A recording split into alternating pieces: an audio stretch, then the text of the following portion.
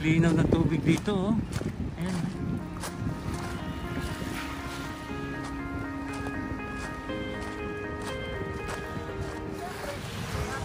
Vlogger talagang makapasok talaga dito.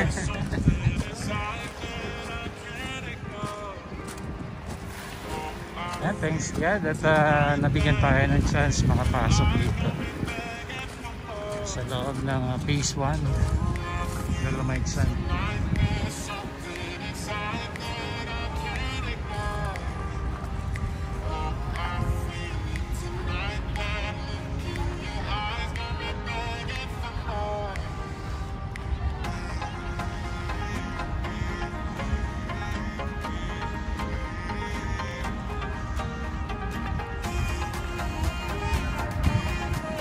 So habang kumukuha sila ng pagkain ay dito muna tayo, ikot-ikot tayo. Ganda, yan guys. Wag po kayo mag-alala, makakapasok na din po kayo dito. Nalapit-lapit na po mga kababayan.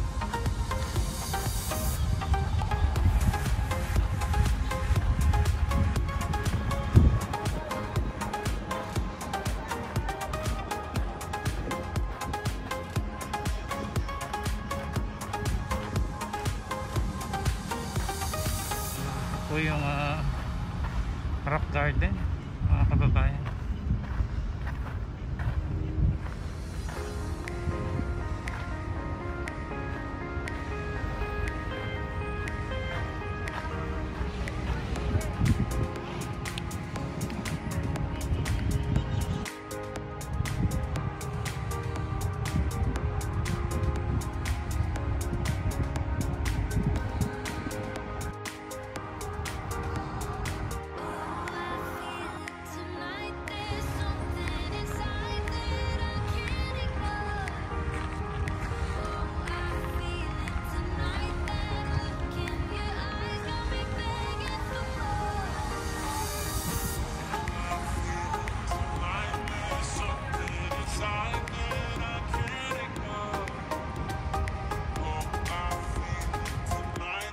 Okay, ito yung malapit na po sa phase 2, no?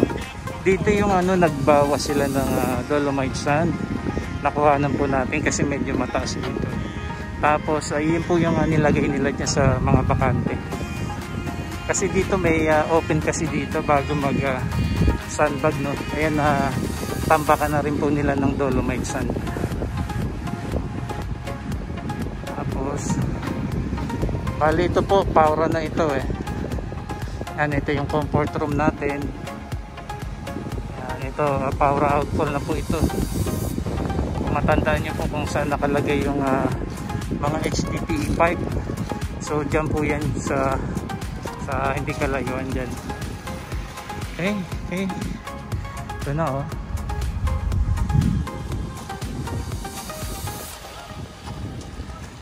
So, kinuha na po natin yung chance na makapag-video po dito.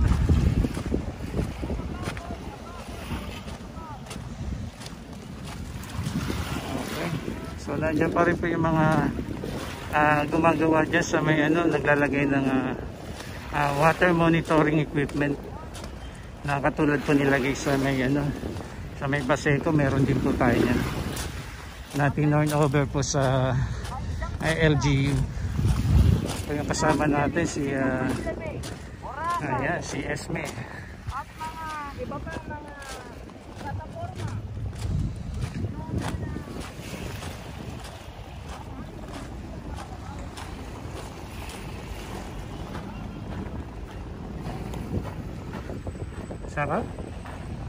Sarap maglakad-lakad dito.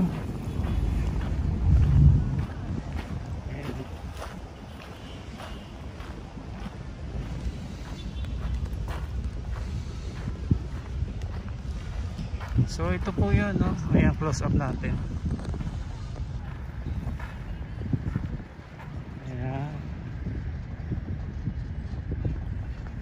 Yung boya, no? Nilalagay nila.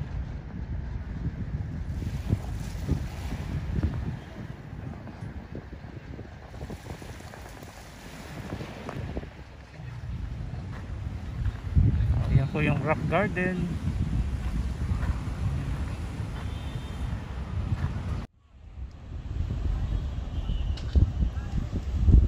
Okay, once again, naririto po tayo sa loob ng phase 1. Ito yung meron ng nailagay na Dolomite sand, tapos dito sa shoreline itong mga Dolomite pebbles. Ito yung may sukat, mga kababayan, na 120 by 60 meters, tapos nagdagdag ng 20 meters, no, na pa-slope po yan.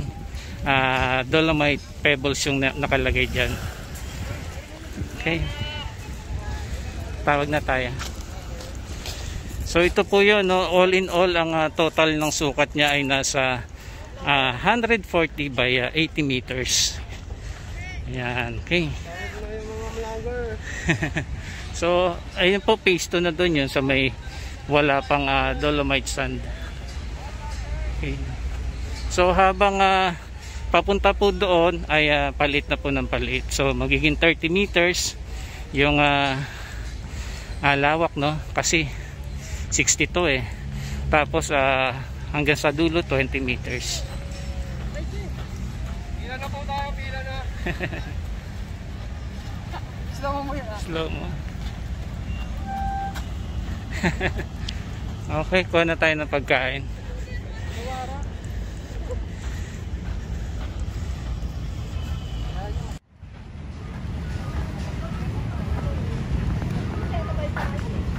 Sa may video ka nung sa greetings namin sa opisina. Meron na. Para send na lang po. Sige na, meron. Teka lang check ko lang mamaya. Greet ko na si sir. Director, happy birthday po. Ay, thank you.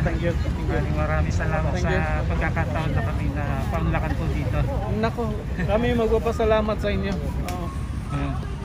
Yung birthday. Basta kung sabi ko kay John Mirel, i-coordinate lang. Apa. Kung mayroon kayong activity dito, di ba? Clean up ang parang ayun. Joyce lang sa tao. Yun din nga po yung isa naming concern. Nang nakaraan po nagkaroon kami ng parang clean up drive. Medyo nahirapan kami pumasok. So, kasi may control pa sila rito. So talagang nakikiusap din tayo. Kung sabi ko kay John Red, i-text lang yung tao ko, si General Joyce. Joyce po. Okay, sige po. Para may meron.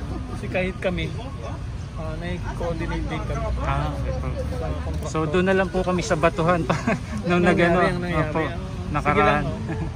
Sa sunod, gano'n na lang yung paabot nyo lang. Sige po. Yan. Kain ka muna. Sige po. Maraming salamat, Director. Yung pangwakas natin na gagawin ay sabay-sabay tayong aawit ng happy birthday para sa ating mahal na Secretary Roy Simate. Okay? Happy ready 1, 2, 3. Happy birthday to you. Happy birthday to you.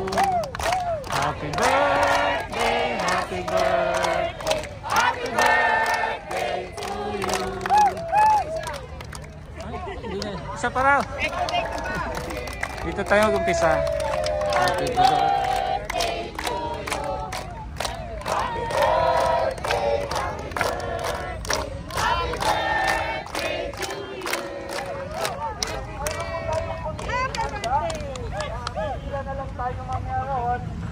Muli po sa aming mga puso at sa ngalan po ng aming sekretary at buong liderato at kawani ng DENR, marami pong salamat ulit sa inyong lahat.